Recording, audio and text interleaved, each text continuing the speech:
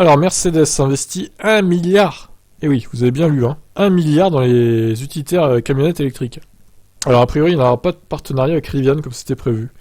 Donc, ils ont changé d'avis sur ça. Alors que nous produisons de manière flexible des fourgonnettes à combustion et à propulsion électrique en une seule ligne dans toutes nos usines existantes, nous construirons notre première usine entièrement électrique au monde à Jaguar, expliquait Matthias Jason, responsable de Mercedes-Benz Vans, dans un communiqué.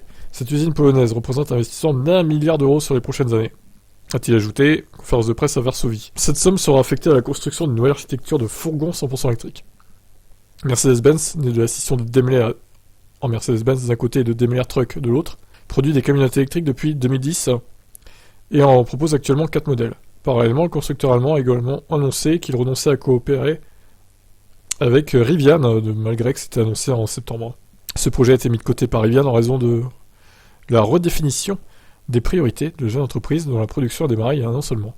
Lorsque nous évaluons les occasions de croissance, nous visons les meilleurs rendements du capital ajusté en fonction du risque, a expliqué Rivian dans un communiqué.